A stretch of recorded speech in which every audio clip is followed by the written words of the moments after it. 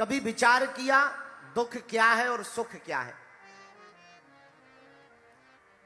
सुनो, भगवान से विमुख होना दुख है और भगवानोन्मुख होना सुख है। भगवान से मुख मोड़कर संसार की तरफ मुंह कर लेना दुख है और संसार की तरफ मुंह मोड़कर भगवान की तरफ मुख कर लेना ही सुख है।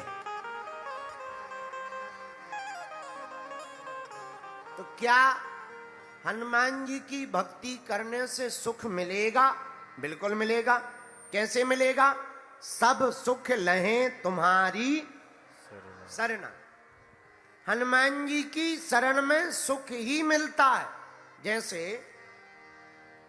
विद्यालय में विद्या मिलती है, मदिरालय में मदिरा मिलती है, भोजनालय में भोजन मिलता है, वैसे ही हनुमान जी की चरण शरण में सुख मिलता है।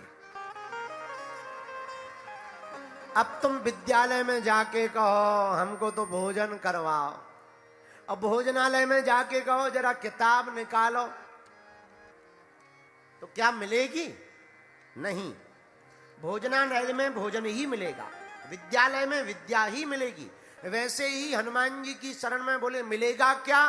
बोले सुख ही मिलेगा, क्योंकि सब सुख लहें तुम्हारी शरणा। और फिर क्या? तुम रक्षक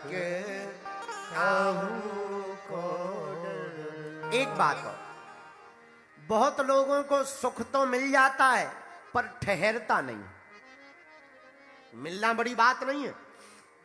कई लोगों को गाड़ी मिल जाती है पर जल्दी एक्सीडेंट हो जाता है, लुगाई मिल जाती है पर भाग जाती घर वाली है।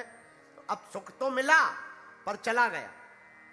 पर हनुमान जी क्या गारंटी दे रहे हैं?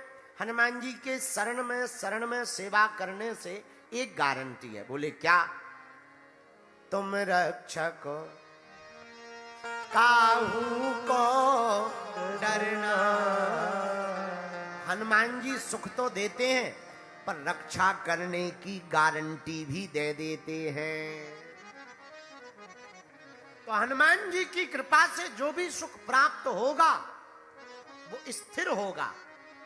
हमारे तुम्हारे पुरुषार्थ से पाया हुआ सुख अस्थिर हो सकता है, लेकिन हनुमान जी की कृपा से मिला हुआ सुख चिरकाल तक स्थिर रहेगा। यही हनुमान जी की सेवा में चरण शरण में आने का फल है। दूसरी बात, हनुमान जी की चरण शरण में आने से चिरस्थायी सुख कैसे मिल सकता? क्योंकि हनुमान जी भी कालजयी है। कालजयी मतलब 7 लोगों का शरीर नहीं जाता है।